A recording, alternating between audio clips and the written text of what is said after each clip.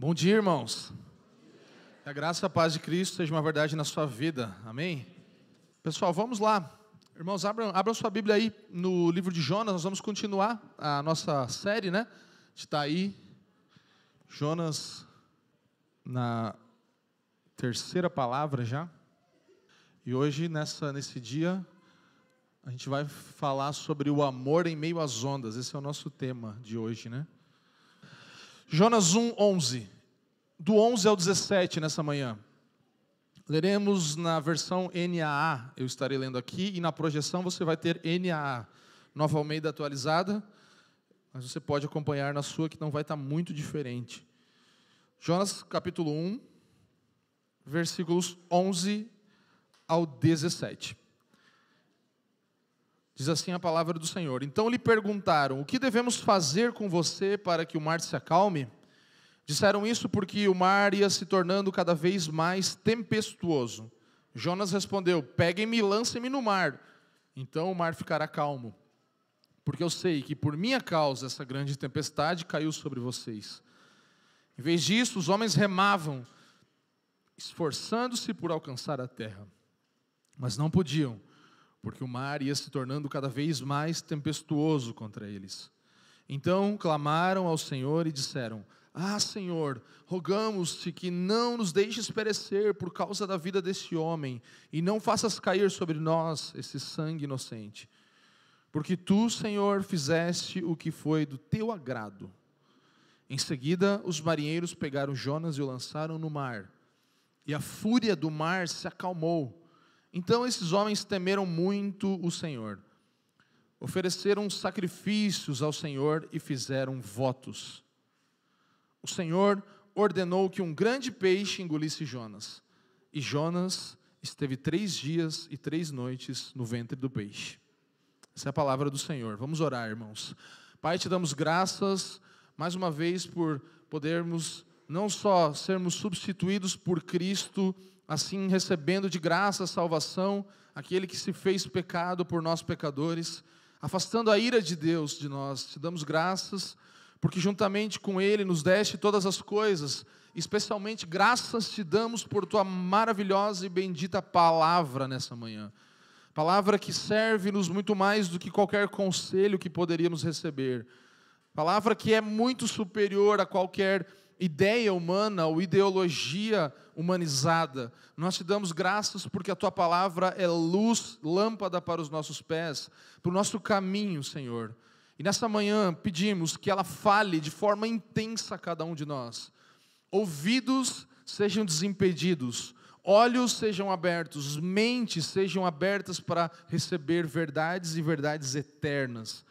Que não só nos animem, exortem, mas mudem-nos de dentro para fora. Ilumina-nos nessa manhã, Espírito de Deus.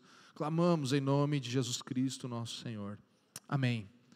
Amém, meus irmãos. Então, estamos aí nessa nossa terceira palavra e anteriormente em Jonas, né? Tipo série assim. A gente viu e percebeu que Jonas aqui, irmãos, não é um profeta simplesmente que fugiu de Deus e foi engolido por um peixe enorme, né? Porque é o que é conhecido a história. Alguém que fugiu de Deus e foi engolido por um peixe, né? Mas o objetivo da história de Jonas não é simplesmente um conto moral, uma história moral, de moralismo, do tipo assim: cuidado, você fugir de Deus, Ele vai te pegar de volta, e não vai ser bonito. A gente às vezes pensa assim, né? Não sei quantos de vocês, mas eu, mais uma vez, aí podendo, como tudo que a gente faz, né, quando vai para a Bíblia e começa a estudar, e Deus vai falando através da vida dos irmãos, Jonas para mim foi mais uma vez um outro ângulo do que eu já tinha ouvido de Jonas, ou visto. Então, creio que seja para alguns de vocês também assim. Mas eu gostaria de realmente, mais uma vez, encorajar você a olhar para essa história, não desse jeito moralista, do tipo: cuidado, não faça isso, porque senão isso vai acontecer. Mas olhar para as ações de autopreservação de Jonas, porque Jonas ele é aqui um profeta que está se autopreservando, em contraste com as ações de autossacrifício de Deus, o Deus missionário. Porque se tem um missionário nessa história, ele é Deus, né? Não Jonas. Então, contraste entre ações de autopreservação do profeta Jonas versus as ações de sacrifício, de autossacrifício do nosso Deus missionário aqui. Como que isso acontece? Você vai entender. Nós vimos aqui na história, até agora então, anteriormente em Jonas, que Jonas recebe uma palavra de Deus, ele era um profeta, recebe uma palavra de Deus para ir fazer algo, anunciar, pregar arrependimento aos ninivitas. Jonas não gosta disso, porque ele era hebreu e ele sabia que aquele povo poderia os destruir, então ele preferia que Deus destruísse os ninivitas para eles não ameaçarem mais a sua tribo, a sua raça, o seu povo, a sua nação. Jonas era um homem muito nacionalista, como já vimos.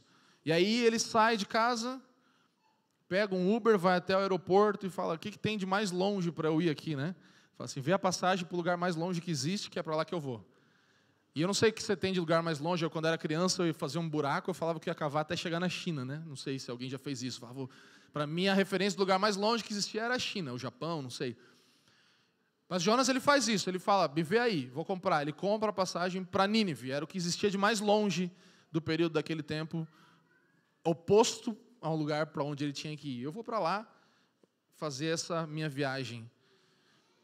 E aí você percebe que Jonas, ele continua aqui nesse drama que ele entra na viagem, porque o avião dele tem muitas turbulências, né, e as máscaras caem de fato ali na cabeça da galera, e ele tenta fazer o quê? Ajudar os outros? Não, ele vai dormir, né?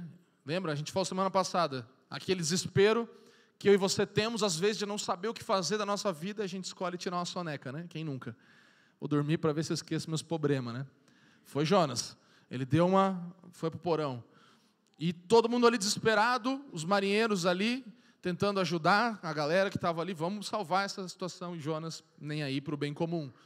Então, nós vemos ele se autopreservando, e percebemos aí o governo de Deus sobre tudo, falamos semana passada, Deus governando sobre toda a situação.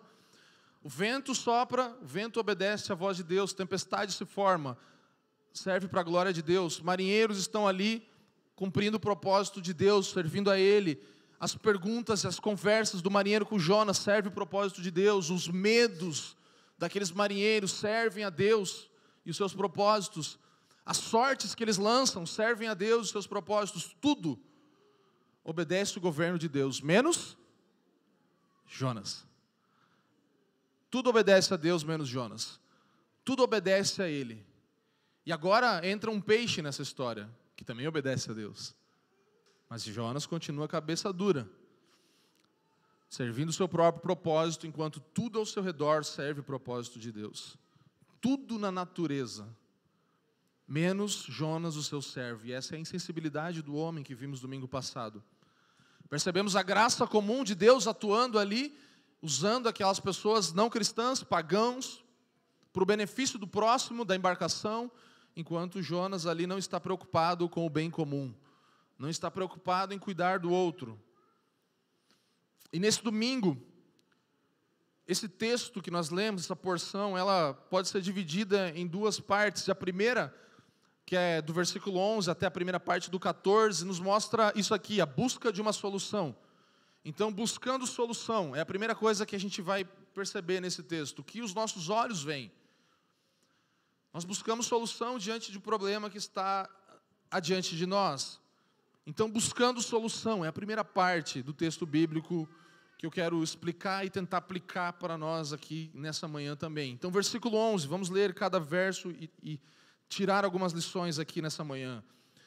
Então, versículo 11 diz o seguinte: então lhe perguntaram: o que devemos fazer com você para que o mar se acalme? Eles disseram isso porque o mar ia se tornando cada vez mais impetuoso ou tempestuoso. O que nós devemos fazer com você? Os marinheiros olham para Jonas e falam: o que a gente faz contigo, causador desse turbilhão? Jonas sabe que ele é a razão daquilo. Ele fala, ele continua, nós vamos ler. Ele ali mostra que ele sabe, né? Veja o versículo 12. Jonas respondeu. O que Jonas diz? Peguem e me lancem no mar. Então o mar ficará calmo, porque eu sei que por minha causa essa grande tempestade caiu sobre vocês. Ele reconhece. Parece que Jonas até está despertando aqui do seu sono, né? Está começando a perceber o mal que ele está causando. Lembra? Domingo passado a gente falou que o crente perigoso, né? É o cuidado, né? Crente desobediente está atrás da camisa dele, assim. É perigoso. Crente cristão desobediente, ele se torna um perigo ali. E ele parece reconhecer que ele é a causa da tempestade e também fala, eu também acredito que eu sou a chave para acalmar essa tempestade, porque eu estou em desobediência. A gente falou disso. Nós somos chamados, todo cristão é chamado a ser bênção aonde está plantado, no lugar onde foi colocado. Mas quando nós tomamos o caminho da desobediência, nós nos tornamos em maldição para as pessoas ao nosso redor. A desobediência, ela desvirtua, ela nos faz não mais fazer aquilo que Deus tinha como propósito inicial, mas nós, pela desobediência, nos tornamos agora pessoas que colocam em risco, em perigo as pessoas ao nosso redor. É o que Jonas nos mostra aqui. Mas parece que agora ele está disposto a sacrificar alguma coisa dele mesmo a fim de salvar os outros. Ele fala, me joga no mar. Começa talvez a criar um senso de responsabilidade para com aquela situação. Mas não para com Deus. Pode ver, ele não fala com Deus aqui. Ele não fala, Senhor, me perdoa, eu estava errado. Ele fala assim, tá, eu vou fazer alguma coisa para esse caos diminuir. Percebe ainda a dureza do coração dele para com Deus? Ele continua duro. Mas parece um primeiro passo, porque ele talvez agora está acordando espiritualmente, começando a pensar em alguém além de si mesmo. Esse é um sinal de que talvez uma pessoa está começando a ver e ser tocado por Deus. Se eu e você só pensamos em nós mesmos, é um mau sinal da nossa espiritualidade. A gente precisa acordar. Parece que ele está começando a despertar. Parece que ele percebe, vocês estão morrendo por causa de mim, sendo que talvez eu deveria morrer por causa de vocês. Começa a se estabelecer um padrão do que é amor, como amar alguém no meio das ondas e da tempestade. Jonas começa a olhar para o próximo. Versículo 13 diz, em vez disso, os homens, olha só, preste atenção, olha o que os marinheiros faziam. Eles remavam, esforçando-se por alcançar a terra, mas não podiam, porque o mar ia se tornando cada vez mais tempestuoso contra eles. Os homens remavam, eles esforçavam-se. Mais uma vez a gente é constrangido aqui por esses marinheiros pagãos versus Jonas, profeta. Eles se esforçaram mais um pouquinho. Se eu fosse eles, lembra as oportunidades? Tirou as sortes, lá caiu sobre Jonas. Na hora, era só assim, botava o pezinho, ele caiu na água. Estamos livres. Trupica ele na água de uma vez e... Não, eles falam, não, peraí, vamos segurar, vamos ver, vamos resolver. Agora, a coisa está pior, imagina, aquela embarcação já devia ter caído uns pedaços, os caras estavam todo arrebentado lá. Imagina o nível da tempestade, aumentando ainda mais. E eles falam, não, vamos remar mais um pouquinho. A gente vai conseguir chegar lá. Isso aqui é vergonhoso para Jonas. Isso é vergonhoso para nós, quando pessoas ao nosso redor que não têm os mesmos princípios e valores e talvez não foram alcançados pela graça de Deus ainda, insistem, permanecem, continuam, se esforçam pelo bem comum num nível em que está óbvio o que deve ser feito. Isso aqui é uma lição para nós, irmãos. É para a gente olhar e aprender. Eles continuam a agir de um modo admirável, irmãos. O texto fala que o mar estava se tornando cada vez mais tempestuoso. Deus estava dando continuidade ao propósito dele. Ele aumentou a intensidade daquilo porque ele tinha um propósito. Então, cada vez mais, se a temperatura do fogão já estava em 90 graus, ele aumentou para 150, aumentou para 200, sopra mais um vento, mais vai. Deus falou, eu vou cumprir o meu propósito. Eu vou fazer o que tem que ser feito. O mar continua a ficar cada vez mais impetuoso. Cada vez mais Deus fazendo aquilo. E agora os marinheiros, eles percebem. Percebem o quê? Não tem outra saída. Não tem outro caminho. Não vai ter o que fazer. E eles percebem que eles precisam ser salvos. Tudo que eles estão fazendo não é suficiente. Os marinheiros percebem que toda a obra das suas mãos, todo o esforço que eles fizeram até agora, não ia os salvar. Os marinheiros fazem o que mais? Além de perceber que não tem outro caminho, além de precisar de um salvador, mostram isso, eles desistem de tentar por si mesmos. Os marinheiros desistem de tentar por si mesmos. O que isso parece? Alguém que percebe que não tem outro caminho. Alguém que precisa de salvação. E alguém que fala, eu desisto de tentar por mim mesmo. Se isso não é um apontar claro para o Evangelho de Cristo Jesus, eu não sei o que é. Se isso não é uma grande conexão com a conversão daqueles homens. Eles estavam reconhecendo. E a continuidade do texto, versículo 14, nos mostra, preste atenção, olha só. Então, o que eles fizeram? O que fizeram? Clamaram ao Senhor e disseram, Senhor, rogamos que não nos deixes perecer por causa da vida desse homem, e não faças cair sobre nós esse sangue inocente. Irmãos, eles começaram a clamar ao Senhor, eles direcionaram agora a sua fé, a sua devoção, aquilo que eles sabiam que poderia os salvar, aquele que os poderia salvar da morte. No versículo 5, se nós voltarmos, olha só o que diz o versículo 5, vê na tua Bíblia aí. Então os marinheiros ficaram com medo, e o que eles fizeram? Clamavam cada um ao seu Deus. Os mesmos marinheiros agora estão clamando ao Senhor. Eles se renderam ao Senhor. Cada um orava ao seu próprio Deus, agora clamavam ao Senhor. Mas quem orava? Quem estava fazendo essa oração? Não Jonas. Cadê a oração de Jonas? Os pagãos haviam se convertido, Jonas continuava duro. Jonas não levanta um clamor a Deus, ele não fala, Senhor, eu estava errado.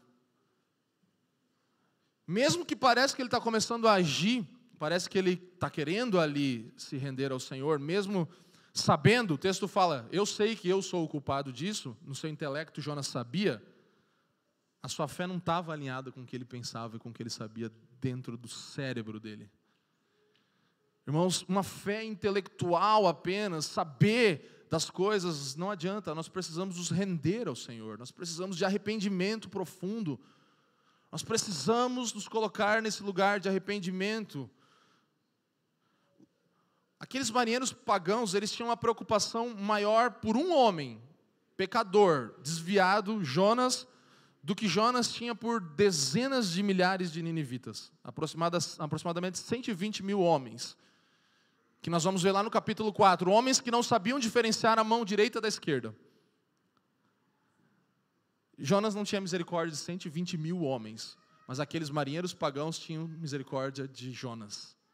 Não, calma, vamos tentar mais um pouquinho, vamos tentar remar. E ele é lançado no fundo do mar, porque eles reconhecem que não tem o que fazer, eles não podem mais fazer nada por si mesmos. Jonas é lançado no fundo do mar sem discurso, sem palavra de arrependimento, sem oração, sem nada. Ele não para reconhecer o seu pecado. Ele simplesmente desiste da vida. Ele se lança, parece que entendendo alguma coisa, mas ao mesmo tempo você vê zero arrependimento de Jonas aqui. A sua vontade e não a vontade de Deus era o que deveria prevalecer para ele. Ele não consegue abrir mão da vontade dele. Imagina se ali fosse o fim de Jonas. Que triste fim seria, né? Se a história acabasse aqui, que triste fim seria. Ainda que nós vamos chegar no fim também, que é um fim que a gente fica em muita dúvida, a gente vai chegar lá. Mas se fosse aqui, seria muito trágico, né? Todos nós, irmãos, por isso eu estou falando desse primeiro ponto, busca de solução. Todos nós estamos buscando, e em algum momento, eu ouso dizer que todos nós aqui estávamos buscando por alguma resolução de algum problema da nossa vida, por paz interior, por propósito de vida, por compreensão intelectual de quem Deus é, por uma cura, por um milagre. Nós nos aproximamos da fé buscando coisas para nós. Isso é natural, porque o homem em si mesmo não tem capacidade de buscar a Deus. Todos pecaram e carecem, estão afastados da glória de Deus. Deus precisa atrair-nos e chamar-nos e se aproximar de nós e dar um passo. Diferente de todas as religiões do mundo, o cristianismo ele não é uma religião em que você tem que seguir passos para fazer algo para chegar no Deus daquela religião. Jesus ele vem e ele dá o passo, ele vem, encarna, se torna homem e vem até nós. Essa é a diferença do cristianismo. Mas todos nós estávamos procurando alguma coisa, buscando por algo. Estávamos ou estamos ainda buscando uma solução que os nossos olhos veem. Uma solução para aquilo que temos de problema. Esse é o dilema de todo ser humano. Mas agora, na continuação da segunda parte do texto, nós percebemos então que uma busca por solução encontra temor.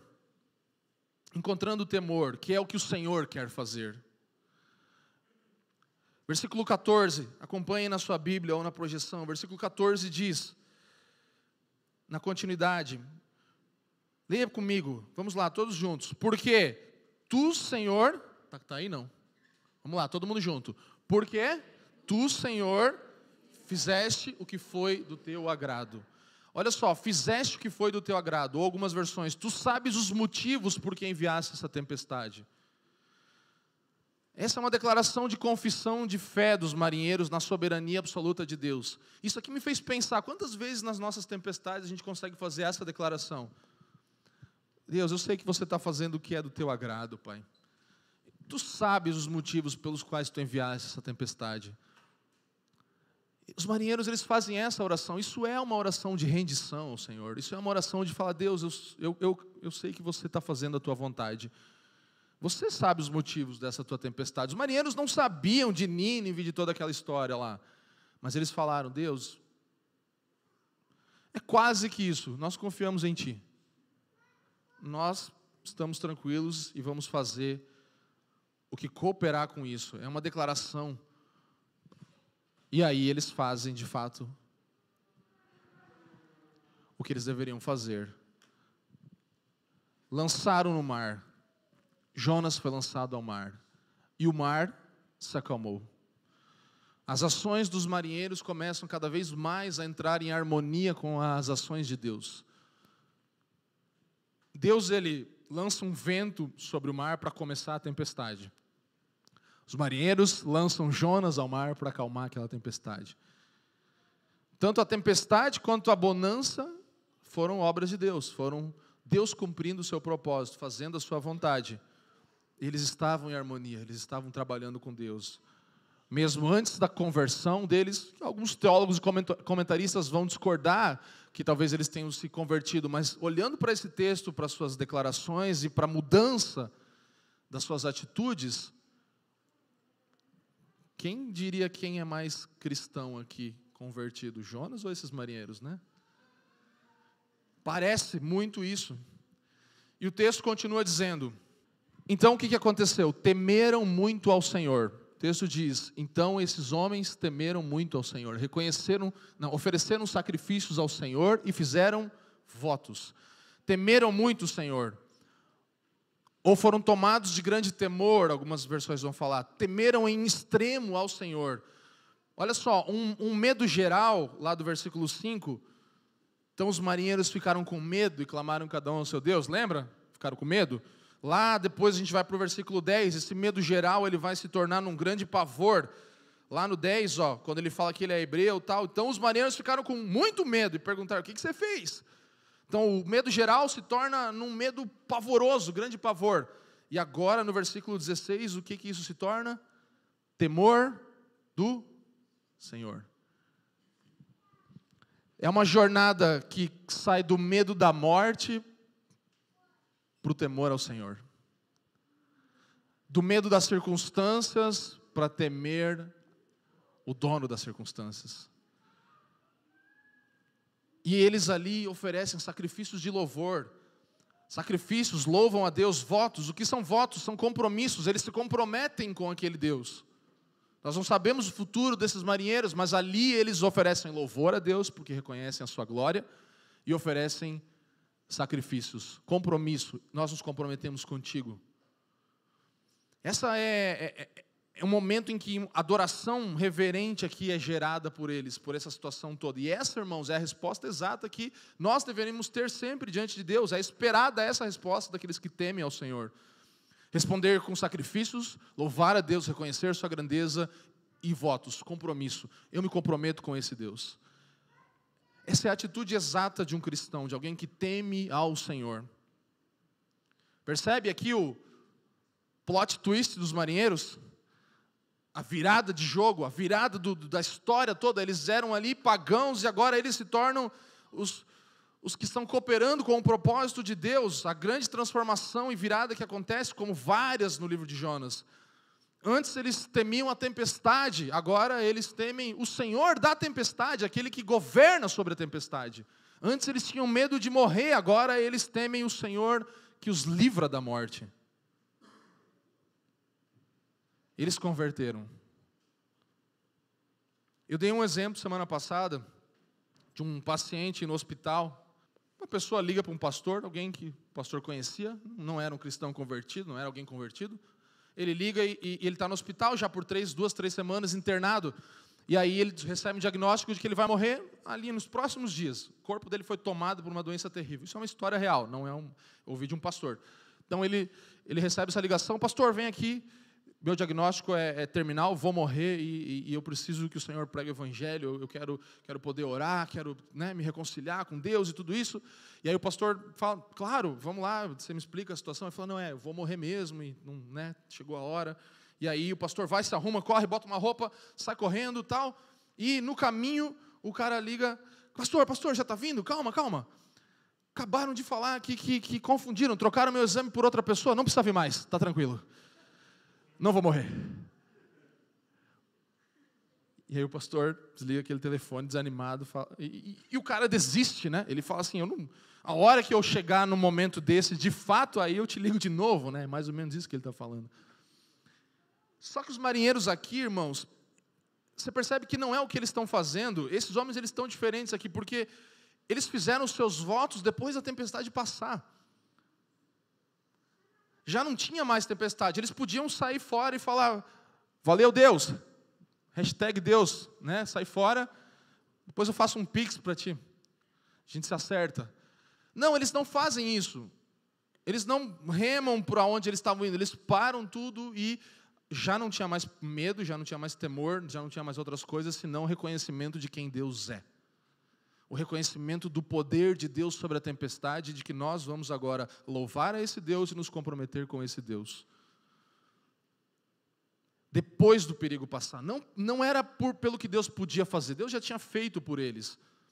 Eles poderiam fazer como aqueles leprosos que Jesus cura. Lembra os 10 que 9 vão embora e nunca mais voltam? Um volta.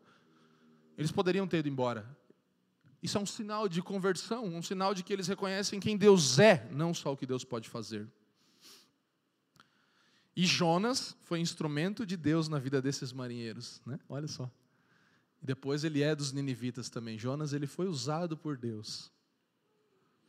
Todo errado. Errante. Ainda assim, não por mérito, mas até apesar dos seus pecados, que acabam até enaltecendo mais ainda a glória e a misericórdia de Deus. Irmãos, nunca um pregador alcançou tamanho resultado em sua pregação como Jonas. Primeiro aqui, nesse pré-conferência em Nínive que ia rolar, né? Um esquenta no barco. Almas se rendem ao Senhor nessa pregação medíocre de Jonas. Um sermão tão medíocre alcançou resultados tão incríveis aqui no barco e depois vai alcançar em Nínive. Irmãos, Deus não nos usa por causa de nós, Ele nos usa apesar de nós. Amém? Eu sempre me lembro disso quando eu vou pegar um microfone para pregar ou compartilhar o Evangelho com alguém numa conversa. Eu falo: Senhor, me usa apesar de mim. Deus, ele age, irmãos, Hernandes Dias Lopes fala isso, Deus age através dos meios, Deus age sem os meios, ou apesar dos meios. Deus pode usar meios, né? Através dos meios, Deus pode usar sem meio, não precisa do meio. Deus é alfa e ômega, Ele vai daqui para lá, ele sabe o fim da história, e ele não precisa de meios. Tinha que ter Jonas. Não, ele podia ter feito como ele queria. Mas apesar desse meio turbulento chamado Jonas aqui, chamado uma lacuna com seu nome,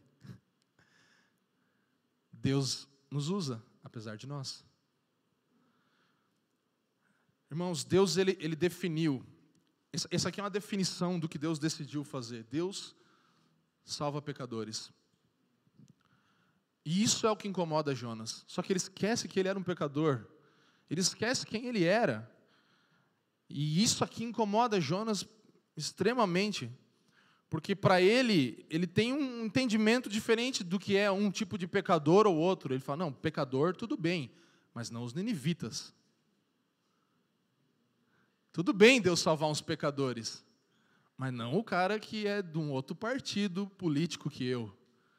Não, tudo bem Deus salvar um pecador. Sim, um pecador, né? Mas não um pecador, né, também. Aí já não dá. Para mim não dá. Olha, Deus ele definiu isso aqui. Eu vou salvar pecadores. Aí Jonas fala, eu não concordo. E aí Deus faz o quê? Deus? Ele salva pecadores, irmão. Não adianta. Ele falou para Jonas, ele falou, Jonas, seguinte. Aí ele, não vou. Não concordo. Deus nem discute, ele continua operando a sua obra. Deus não para discutir com Jonas. E Jonas não se humilha para voltar e se arrepender. Mas Deus continua fazendo o que Ele decidiu fazer. Ele salva pecadores, irmãos. Querendo ou não, Deus vai fazer o que Deus pretende fazer, Ele fará. O que Deus pretende fazer, Ele vai fazer. Apesar de nós, sem nós, conosco, sem nada, Deus vai fazer o que Ele pretendeu fazer. Deus salva pecadores. Ele está determinado com isso e não adianta. Na prática, irmãos, a gente precisa olhar para isso e ver que nós somos essas pessoas. Grande parte do que nós fazemos, do sofrimento da nação brasileira, é nossa responsabilidade, irmãos. Não podemos terceirizar e olhar para isso como problemas políticos. É problemas dos cristãos, em primeiro lugar. Irmãos, nós oramos menos do que muitos pagãos. Nós somos insensíveis, como Jonas. Jonas não orou, os pagãos oraram, provavelmente se converteram. E continuaram dando exemplos para Jonas. E Jonas, ele era o cristão ali exemplar. Você está entendendo que Jonas era um profeta de Deus? Ele não era assim qualquer pessoa, ainda mais no padrão do Antigo Testamento. Ele era uma boca, uma voz de Deus para aquele tempo. Irmãos, Deus governa sobre tudo. Tudo obedece a Ele. Muitas vezes, menos nós, os seus filhos.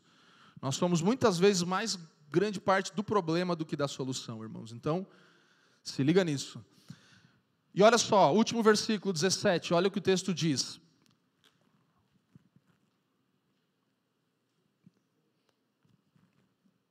O Senhor ordenou. Fez que ordenou.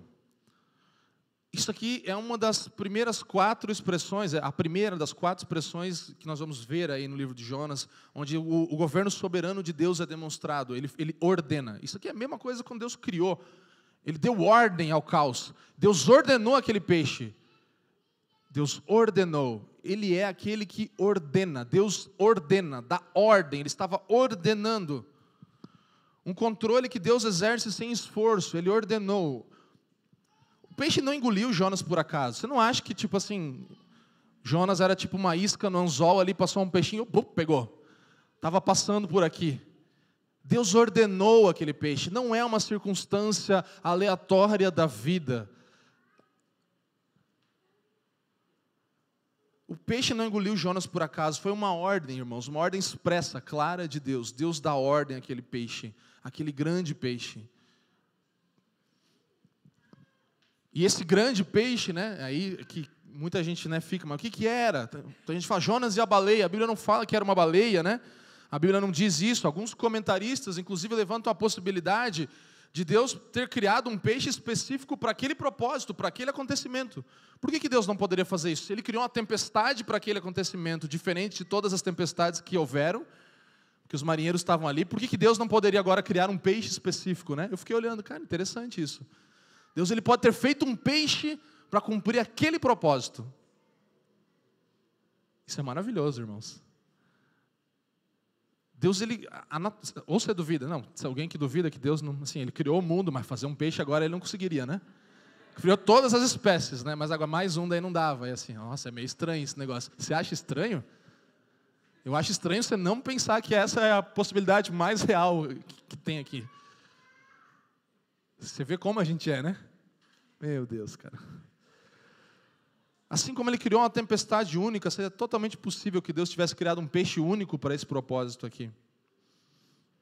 E esse peixe também obedece à voz de Deus, como todo o restante. E esse peixe vem para mostrar, Jonas desistiu de Deus. Deus não desistiu de Jonas, porque ele poderia ali ter se afogado e morrido. Mas Deus ele envia o grande peixe para conservar a vida de Jonas, colocar ele dentro lá, ficar ali por 3 dias, 3 noites, não sabemos se ele morreu, voltou, ficou vivo, não sei. Jonas desistiu da missão, Jonas desistiu do barco, Jonas desistiu de Nínive. Deus não, Deus continuou cumprindo seus propósitos. Deus continuou fazendo até o fim o que Ele tinha determinado fazer, salvar pecadores. Ele decidiu salvar pecadores pela sua própria vontade. E aqui a gente vê que tudo que a gente pode fazer para tentar nos salvar ou salvar alguém só atrapalha. Mas a gente pode ouvir a voz de Deus e cooperar com o propósito dele em arrependimento. Era o que Jonas foi chamado a fazer aqui. Deus convidou ele para isso. E aí o texto diz que isso aconteceu. Ele ficou no peixe quanto tempo? 3 dias e 3 noites. Isso é um símbolo para um tempo de morrer e ressuscitar. Está conectado, obviamente, com Cristo, né? Jesus conecta a sua morte com esse fato em Mateus 12. O tempo que ele passou na sepultura foi quanto? 3 dias e 3 noites. Jesus ele se referiu aqui ao livro de Jonas para comunicar verdades sobre o seu ministério, a sua vida, a sua missão, a sua mensagem. Ele conecta isso a Jonas. Ele fala que sem o benefício de um sinal miraculoso, sem nada, os ninivitas reconheceram a mensagem de Jonas. Contudo, apesar de Jonas, apesar de tudo isso, eles se arrependem e respondem ao Evangelho. Diferente de Jonas, que não mostra arrependimento algum até agora. Novamente, irmãos, o que incomoda Jonas aqui? Não é tanto a maldade dos ninivitas, sabia? Os ninivitas eram maus, mas não é tanto a maldade, parece que o texto está nos mostrando isso, né? Que não é tanto a maldade dos ninivitas que incomoda Jonas, mas o excesso de misericórdia que Deus tem, isso incomoda ele. Não é que assim, não, é que eles são muito maus, mas como Deus pode amar tanto assim um povo desse? Irmãos, não é a ira de Deus que incomoda Jonas, não é com isso que ele se perturba, mas com a possibilidade de Deus ser misericordioso. Irmãos, e é fácil a gente apontar para o coração pequeno, para esse coração minúsculo, impiedoso de Jonas aqui, mas quando nós julgamos a Jonas, nós estamos julgando a nós mesmos, irmãos. Nós estamos julgando a nós mesmos. Todos nós, irmãos, somos naturalmente tribais, nacionalistas, queremos só o nosso lado, a nossa tribo, não esse tipo de gente, nossa classe social, nosso, raça, cidade de onde a gente veio, bairro de onde a gente mora. A gente é assim, nós somos bairristas, nós nos dividimos, nosso coração é dividido para aquilo que nos interessa, aquilo que define a nossa identidade, tal grupo, tal coisa. Então, nós como Jonas, estamos focados em nós mesmos, na nossa autopreservação. Enquanto Deus está focado no seu autossacrifício em favor de nós. Nós estamos focados na nossa autopreservação. Mas esses marinheiros são pessoas que aprenderam aqui a obedecer, a temer a Deus, a adorar a Deus e aparentemente a se comprometer com Ele. Veja só, preste atenção, estamos indo para o final. Eles viram, irmãos, que nada do que eles pudessem fazer iria aplacar a ira de Deus deles naquele momento. Nada do que eles pudessem fazer iria afastar a ira de Deus deles por causa de Jonas ali. Eles viram, eles perceberam que as suas vidas só iam ser salvas por causa de um outro morrendo no lugar deles. Por isso Jesus aponta para Jonas. Ele quer que a gente olhe para cá e veja, precisou chegar um momento em que eles reconheceram que alguém ia morrer por eles. Tudo que Deus faz, em todo lugar, em todas as eras, é para focar a nossa atenção em Cristo. Nós sempre falamos que toda a Bíblia, como especialmente na teologia reformada, você tem essa premissa de que tudo na Bíblia aponta para Cristo, amém? Tim Keller diz que não só toda a Bíblia aponta para Cristo, mas toda boa história aponta para Cristo. A história que você assiste num filme, que você vê um sinalzinho de redenção, aponta para Cristo. Uma história maravilhosa de Jonas aqui, que o barco é salvo e graças a Deus não afundou e os marinheiros não morreram, aponta para quem? Para Cristo. Toda a Bíblia, toda a boa história, tudo aponta para Cristo. Isso nos leva à conclusão, que é essa: o amor substitutivo. Esse é o tipo de amor manifestado em meio às ondas, o amor que substitui. É o amor que você, pai, já teve às vezes pelo seu filho e tem de novo e de novo. Que você abre mão, é que você, marido, esposa, tem pelo seu cônjuge, você abre mão. Onde que nós vamos comer hoje? Você que sabe. Então vamos comer pizza, mas você queria comer sushi. Não é nada, mas é isso, que esses exercícios, né? Tipo, abre mão. Aí pelo seu irmão, abre mão pelo seu irmão. Mas esse dinheiro eu ia precisar. Mas, cara, o cara está quebradaço. É a hora de você fazer algo. Isso é substituir. Nunca nós vamos fazer o que Cristo fez. Ninguém vai. Jonas era só um tipo de Jesus. Mas a história de Jonas só existe. E o bem que ele pôde fazer, ele só pôde fazer por causa do que Cristo faria na cruz. Você entende? Esse é o exemplo, esse é o padrão que nos deixa fazer qualquer tipo de boa obra substitutiva. É a ponte entre o buscar e o achar. É o amor que substitui. A história de Jonas nos mostra um padrão de verdadeiro amor. Amor substitutivo. Amor de entrega. Aponta para uma história maior. Vira uma referência de Cristo. Cristo fala do sinal de Jonas. Jonas se torna um tipo de Jesus. O texto diz o seguinte, Mateus 12, 39. Olha só, preste atenção. Então alguns escribas e fariseus disseram a Jesus: Mestre, que queremos ver algum sinal pelo Senhor, feito pelo Senhor. Mas ele respondeu: uma geração perversa e adúltera pede um sinal, mas nenhum sinal lhes será dado, senão o do profeta Jonas. Porque assim como Jonas esteve 3 dias e 3 noites no ventre do grande peixe, assim o Filho do Homem estará 3 dias e 3 noites no coração da terra. Ninivitas se levantarão no juízo com essa geração e a condenarão, porque eles se arrependeram com a pregação de Jonas. E aqui está quem é maior do que Jonas. Ele não fala que Jonas ia se levantar para julgar, né, os povos. Os ninivitas iam fazer isso, que se arrependeram com a pregação do Jonas falho. Aquele que era maior do que Jonas está falando, irmãos. Jonas foi sacrificado para salvar marinheiros e algumas cargas que ainda tinham ali, talvez uma embarcação. Jesus fala que morreria para salvar pecadores. Não um tipo de salvação temporal, momentâneo, salvação eterna, espiritual, completa, integral. É o tipo de amor em que perda é igual a ganho. Entregar-se é ganhar. Bem no estilo do que nós estudamos esses dias todos, semanas atrás, no Sermão do Monte. Jesus disse que o sinal de Jonas foi a sua pregação de arrependimento a Nínive. Ele fala que é pelo arrependimento, não pelos sinais, mas pelo arrependimento que nós nos aproximamos dele. Irmãos, Jonas fala de uma salvação natural, material, um tipo ainda que falho de Jesus. Mas Jesus é a salvação espiritual eterna. Ninguém, irmãos, pode ser Jesus na vida de outra pessoa. A gente tenta, né? Você já tentou salvar alguém da morte? Espiritualmente, não, vai ser salvo, eu vou salvar. Ninguém pode salvar alguém espiritualmente, irmãos. Só Cristo pode fazer isso. A gente, quando tem a entrevista dos novos membros na família, a gente pergunta para as pessoas: explique para nós o que você entende que é o Evangelho. E muitas pessoas começam a falar algo interessante. Elas vão indo: não, Jesus morreu na cruz, tal, papapá. Tá, mas e aí? Porque, irmãos, Jesus morreu na cruz, não é toda a história. Primeiro você tem que compreender, e no batismo a gente pergunta isso, você reconhece, você se arrepende dos seus pecados, reconhece que precisa de um Salvador.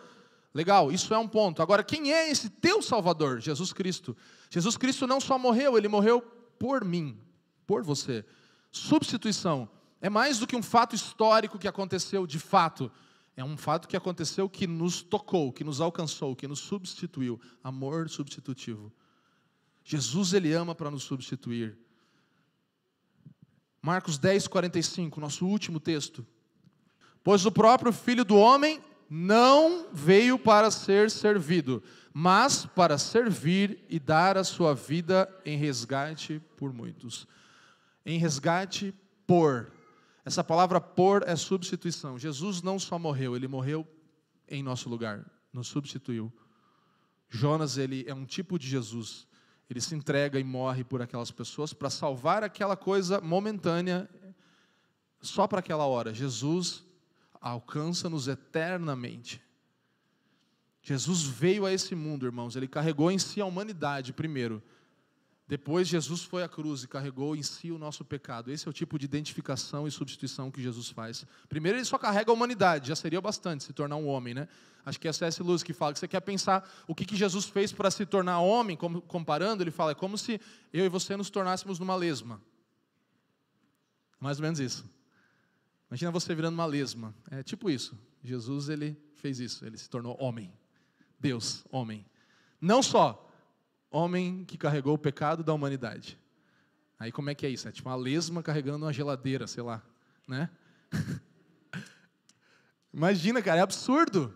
Você entende? Eu estou tentando fazer você entender o quão absurdo isso é para nós. A substituição é um negócio que, meu Deus, o amor verdadeiro é esse, irmãos, é de substituição.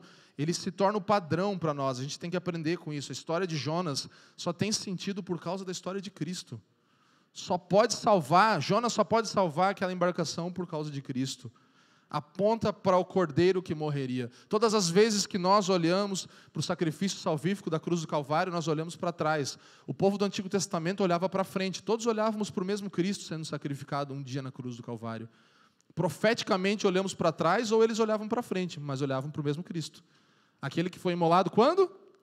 Antes da fundação do mundo. E aí? Faz a conta. Fato é que nós olhamos para Ele. Fato é que Jonas apontava para Ele. Irmãos, tudo está centralizado em Cristo, todo o universo, tudo. E veja só, quando Jesus ali, Deus encarnado, é morto por mim e por você, entregue, o que acontece? A mesma coisa que aconteceu aqui quando Jonas foi lançado ao mar. O mar cessou a sua fúria.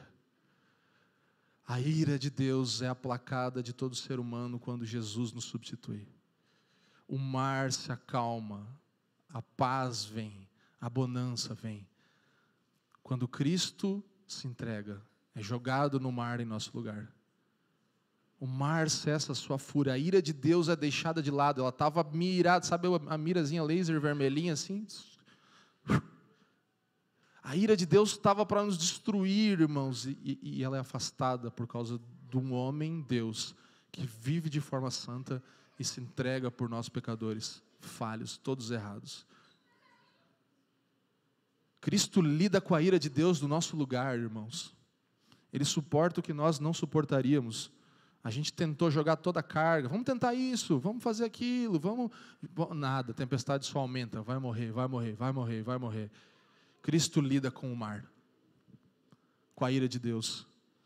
Ele suporta o que eu e você não suportaríamos. Ele nos livra da morte. O que Jonas não pôde fazer, porque ele só fez algo momentâneo, Jesus faz, ele faz algo eterno. O que Jonas não podia fazer, Jesus faz, irmãos. Jonas, ele fugiu dos seus inimigos. Jesus corre em direção dos seus inimigos. Jonas foge daqueles que podem o destruir. Jesus corre na direção daqueles que querem o matar. Romanos 5,8 diz que enquanto nós ainda éramos pecadores, Cristo morreu por nós. Não tínhamos melhorado ainda, não. Éramos pecadores, ou pecadorzinhos, né? Pecadores. Todos pecadores. Nossas atitudes, irmãos, tribais, todas elas derretem, como as de Jonas derreteram, quando nós somos expostos pelo amor substitutivo de Deus, pelo abraço caloroso do nosso Deus, que é um Deus missionário. O Deus missionário que envia o seu Filho Jesus Cristo para nos substituir. Envia o seu Filho para nos salvar. Irmãos, então o que Jonas não pôde fazer, Jesus fez. E o que Jonas, você e eu, não pudemos fazer, Jesus também fez. Amém? Ele nos salvou, Ele nos resgatou da morte. A gente precisa viver de acordo, oferecendo os nossos sacrifícios, nosso temor, nosso louvor a Deus.